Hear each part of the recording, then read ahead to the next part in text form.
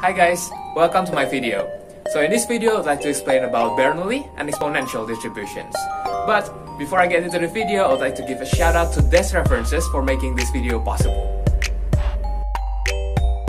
Huge thanks to these great books and websites, so you guys can obviously check them out after watching this video if you want to. Okay, so now let's get into the video. I will start with Bernoulli distribution. It is one of the discrete probability distributions. An event can be considered to have Bernoulli distribution as long as it has one trial and two possible mutually exclusive outcomes, such as a coin toss or a true or false quiz. Let's check this example of Bernoulli distribution. Say that we toss a fair coin once. The probability of getting head will have a value of x is equal to 1, and the probability of getting tail has the value of x is equal to 0. Therefore, the distribution of the number of heads in a single toss can be written as this formula. Now, we can calculate for x is equal to 1. The equation will be p with x equal to 1 is p to 1 times 1 minus p to the 1 minus 1. So, it is equal to p. Meanwhile, for x is equal to 0, it is equal to 1 minus p. We can summarize the idea of Bernoulli distribution by this example. So, for Bernoulli distribution, we have to assign which outcome will have the value of x is equal to 0 and which will have x is equal to 1. This is the only way so that we can calculate the expected value.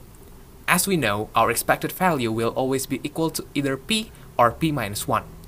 Conventionally, we use p when x is equal to 1 for the higher probability. But we can just assign the value of 1 to the event probability that is equal to p. We can take a look at this next example. Say that approximately 1 in 10 Indonesians are scientists. Then 1 is randomly selected among 10 Indonesians. In this case, the parameter of the Bernoulli is 1 per 10. So p is equal to 1 out of 10. Let x be the number of scientists in a sample of size 1. Then the formula will be like this. Say that the probability of selecting a scientist has the value of x is equal to 1 because of the reason before. Then, for x is equal to 1, it will be p with x is equal to 1 is 1 out of 10. And for x is equal to 0, it will be p with x is equal to 0 is 9 out of 10. With the simple idea of Bernoulli distribution, the graph will also be simple. It will only consist of two bars. One bar will depict the value of p, and then automatically, the other one illustrates 1 minus p. Furthermore, we can calculate the variance of Bernoulli distribution. Here is the proof. Okay, calm down. If this confuses you, we can kind of keep it simple by memorizing that the variance in Bernoulli distribution will always have the value of p times 1 minus p, regardless of the expected value. Let's take an example of flipping an unfair coin. Unfair coin in this case means that the probability of getting heads is 70%. Assume that getting heads has the value of 1 and getting tails is 0. This means that the expected value p is equal to 0.7. Therefore, the variance will be 0.7 times 1 minus 0.7. The result will be 0.21. Then, why is Bernoulli distribution important? It is quite obvious that if there are just two probabilities and the one is p, then the other one will be 1 minus p. But it turns out that some other common discrete probability distributions are built on the assumption of independent Bernoulli trials, such as binomial distribution, geometric distribution, and negative binomial distribution. In binomial, it implies the distribution of successes in n independent Bernoulli trials, while geometric implies the distribution of number of trials to get the first success in independent Bernoulli trials. As for negative binomial, it shows the distribution of number of trials to get the rth success in independent Bernoulli trials. That will be it for Bernoulli distribution. Now, I will talk about exponential distribution. Exponential distribution is a continuous distribution which states the time between events in a Poisson distribution process. Basically, Poisson distribution describes events per single unit of time. Meanwhile, exponential distribution describes time per single event. So, exponential distribution can be said as the inverse of Poisson distribution. For example, In Bazong, the distribution will be a number of customers arriving at a restaurant in 1 minute, while in exponential, the distribution is the number of minutes between new arrivals at a restaurant. Another example is, in Bazong, the distribution is number of cars passing the parking entrance gate in 1 hour, and the exponential distribution will be number of hours between cars that pass the parking entrance gate. There are two important rules in exponential and Bazong distribution. First, events must occur at a constant rate. Second, the events must be independent of each other. For example, the next customer's arrival at the restaurant is obviously not related to the arrival before. Therefore, as long as the arrival is constant, this example is valid.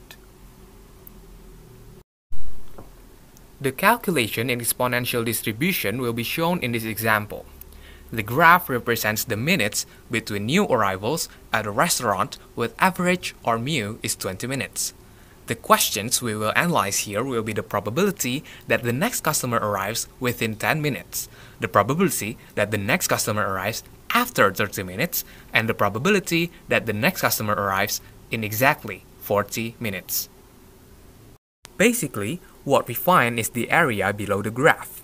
The general function is fx is p with x smaller than the value of little x is equal to 1 minus exponential of minus little x per mu.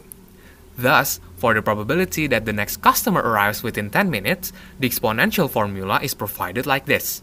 Then, it will be 0.39347. Keep in mind that mu is 1 per lambda and vice versa. Lambda is the mean of discrete distribution and mu is the mean of continuous distribution.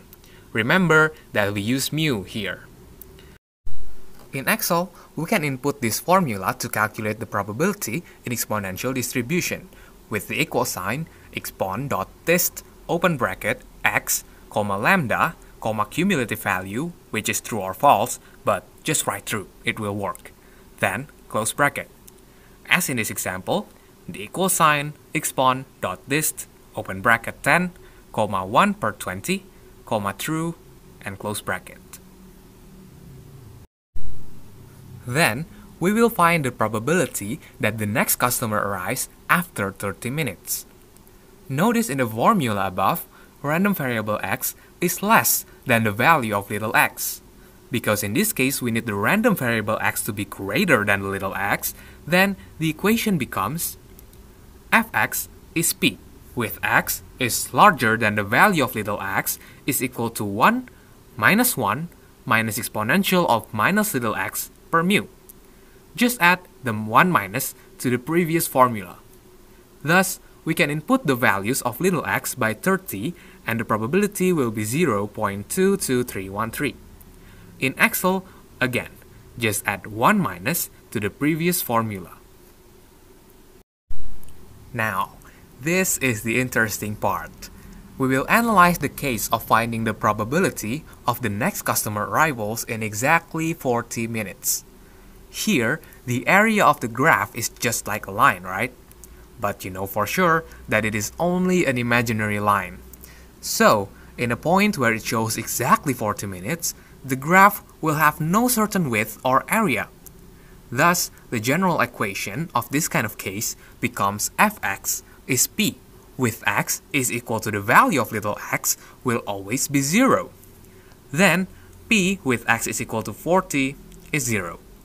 Logically, the probability of arriving in the next exactly 40 minutes, like 40.00000 minutes, is impossible, right? Therefore, the probability is 0.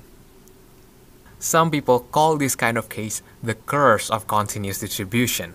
We can only find probabilities of something between two certain points. Whew!